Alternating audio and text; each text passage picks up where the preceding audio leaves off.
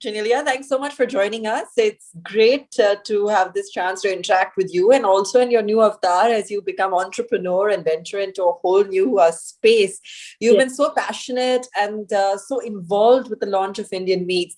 Tell us a little bit about, firstly, what made you decide to get into this particular space? Do you see food tech as an exciting opportunity? Is it a space that excites you personally? Food tech for me was very new. It wasn't like while growing up, or even once I made the shift from like a career option. It wasn't even a career option before. But when I gave up non-vegetarian food around now, it's almost 6 years ago. But when I did give it up, I was a happy veg, and in that process, I started learning about vegetarian food, which we don't really, as non-vegetarians, the only thing we think that vegetarians eat is paneer and potatoes. Like, and that's being a vegetarian, I know that. Yeah. Literally what we think, like, as non-vegetarian or ghas-poos. Like, I've been one of those. Like, but what do you eat? Like, today I realized that what do non-vegetarians eat? You only you versus the flavor, but it's just not done in that whole zone, and all of that. So when we got into food tech, the whole thing was, I was a happy vegetarian, and Riteish was someone who craved his meat, but he was clear he wasn't going to be non-vegetarian again. And I wanted him to be a happy vegetarian, because I was like, you can't be like, I do this because I made this decision and not enjoy it. That's not life. So we did go to the GFI conference. Over there, we learned that there was another world that existed with meat, mutton, with chicken, with pork, and all of it made from plants, literally from plants. Now, when you talk about meat, the reason why we like it so much is because it's addictive and because of the texture to a large extent. But if you're getting the same thing from your plants, then you don't need to do it at all. And on the process, I also went a bit... I've always been someone who's loved animals, and I've always been guilty at some point that I ate non-vegetarian food, because I was like, what's the difference if I love my dog and if I'm happy to eat a chicken? Like, it just didn't,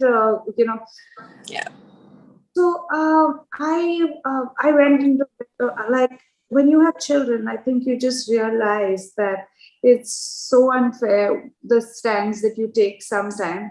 And that was the trip that I was going on. Of course, it was a journey. It's not something that, ASAP. While I went veg, I still ate eggs. Then one by one, I dropped eggs, I dropped dairy, because I realized it's as bad. And more so, it's as bad for the environment, because I want to have a good place. I feel like every mom feels that, okay, our time is done, but our kids need to have the best.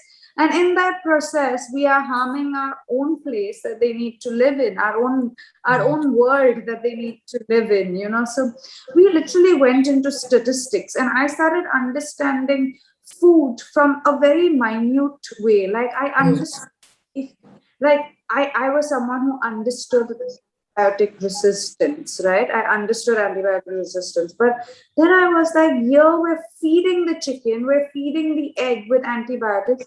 How are we not going to be antibiotic resistant? Like, how is that? I mean, the reason why India is so antibiotic resistant, because we keep pumping in antibiotics, there's nothing like it. So I realized eventually this is all related to your food. This is all that, stems from the fact. And do you see people catching on or understanding the nutritional value? Because we've seen some very... prolific celebrities come out and endorse this trend. But are you seeing people actually, on ground, actually understand the nutritional value and adapt to it, or are they still apprehensive? So I think it will take time. And I think it will take time because of ease. The moment it becomes easy, it will be something that everyone, in fact, I feel as our generation, we're not as sensitive as the generation that's like my kids. My kids will tell me, if I take tissue, they will tell me, you have cut a tree. I don't think I ever mentioned this to my parents. Like, so I feel it will take time because it's a new market. It's not freely available. It's very expensive. It's literally a hole in your pocket when you're trying to, get to a point where, for whatever reason, some are for health, some are for animals, some are for just environment, but for whatever reasons, you find it difficult eventually. I think it becomes as easy as how you get meat. It will be a drastic change because I personally feel that nobody wants to cut an animal. Nobody wants. It's just that you don't relate to it. And like this saying goes, if all slaughterhouses had glasses, then the world would be a different place. True. So what's the kind of potential? Let me ask you as an entrepreneur, in terms of the kind of business potential you see in this. There are a whole spate of startups that are now kind of coming into the space. So while it's still relatively nascent, it's already becoming a little crowded. What's the opportunity you see here? So I hope, and this is I do see a lot of scope in terms of the product, because what I do feel is, because there's no options, like I said, people are not venturing to try it out. I think we are all out there to help this be a market of its own, like, literally develop this as a market, because it's still, like you said, a nascent market. And from the people that we've interacted, there is interest in everyone. Like, even a hardcore meat selling firm would like to have this as a choice. And my whole philosophy is, even if you are a flexitarian, no, you don't need to give up it totally. But even if you start by being a flexitarian, which is probably just not have it on 2 days or 3 days, which is India primarily, the whole, while one is a non-vegetarian on 7 days, that one day they'll give it up for fasting, for a ritual. Yeah. And on that day, if you can have something other than, what you generally have, or where you don't have to step out to eat your meat, you can eat it with your mom, because it's as rajma, or as soya bean as what she is eating. I feel if that trend is well served, given to the market, and with the right price points, with the right delivery point, I think it's a market that is waiting to be explored. Amazing. So when is the launch slated? And in your particular category, I know you have a slate of products, about 14 odd products that you're going to kick off with.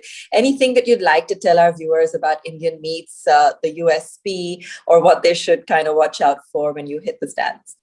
No, so I'm just thrilled that we've reached a place where we have 3 different distinct flavor biryanis. We have 3, 2 butter chicken, and we have chicken tikka, we have our keemas, we have sheikh kebabs. So I just feel like, whether you're a vegetarian or whether you're a non-vegetarian who wants to make that shift, you're never going to miss that meat, because you have enough on your platter. And I feel it's just like, while you pick up this, you're also going to be doing a lot to help out in the world on the whole, whether it's animal cruelty, whether it's purely helping a farmer grow more of this, or whether it's purely using Indianness to your products instead of, depending on it from other people. Your hygiene, in COVID times, your hygiene.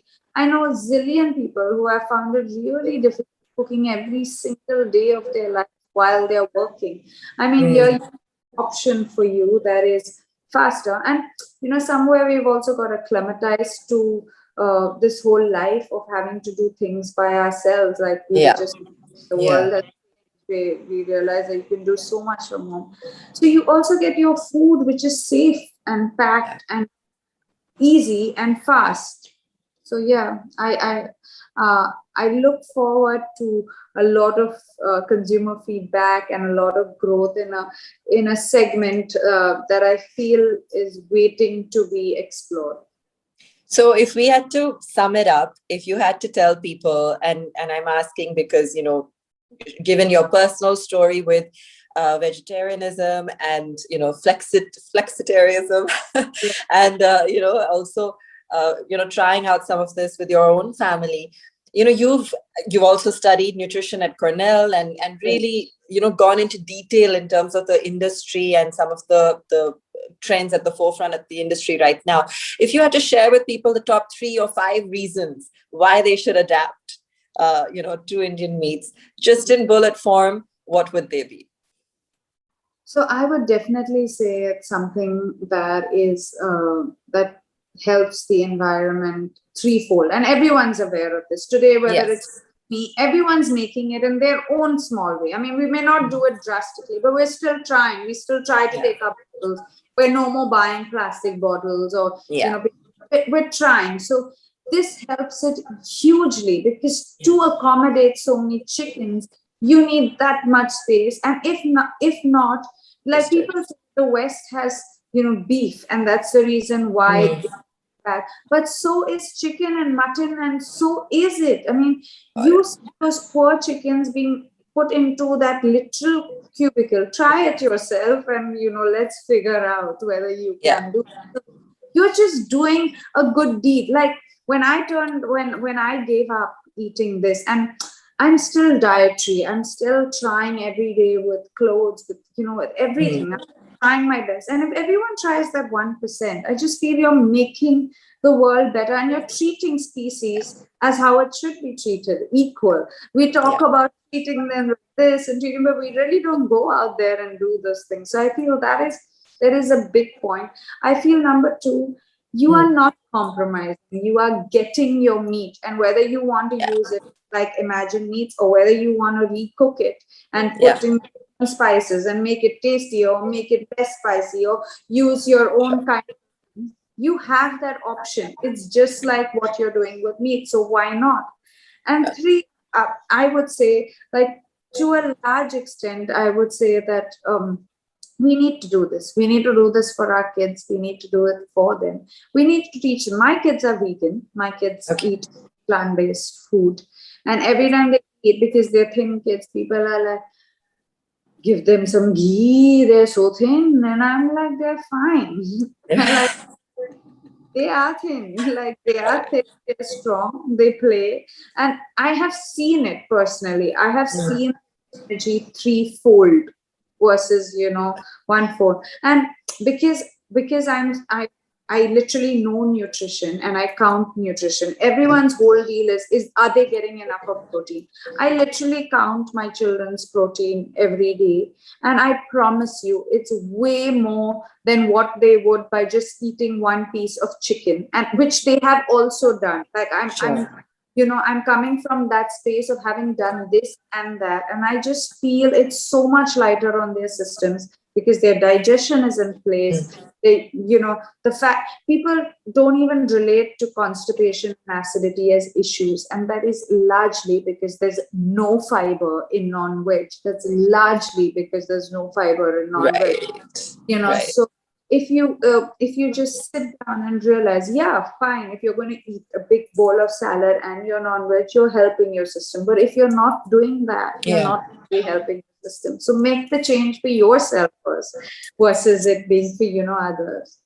So is the bigger shift you see non-vegetarians also adapting to this instead of meat, or vegetarians actually having this as another food option? So I see non-vegetarians. I mean, because I'm a non-vegetarian, and we underline, like, I know I've been in that zone and saying that, no, I can't not eat my meat. I've said that, I've done that, and I hear it. But I also hear my friends who are hardcore non-vegetarians say, but if I eat, I'll only eat Imagine Meat sausages. Otherwise, I'm not. That's already for me. It took me that much time. I mean, I turned veg to vegetarian to I won't even say vegan, because I don't feel that just eating or maida and sugar is a good thing. I feel if you're eating plant-based, it's better for you. So do see that change with non-vegetarians a lot, and I think that they would be one to take it as much as a vegetarian. For vegetarian, it's one more dish. It's new. Yeah. It's non-vegetarian. There, you're eating a chicken tikka masala. So am I. It's just that I haven't killed an animal. So Yeah. Yeah. So Great. I like that. Yeah. Great. Genelia, thank you so much. It was wonderful chatting with you today, and also learned a lot about, what some of the latest ongoings are when it comes to food tech. So excited about the launch. Thanks for joining us. Thank you. Thank you so much.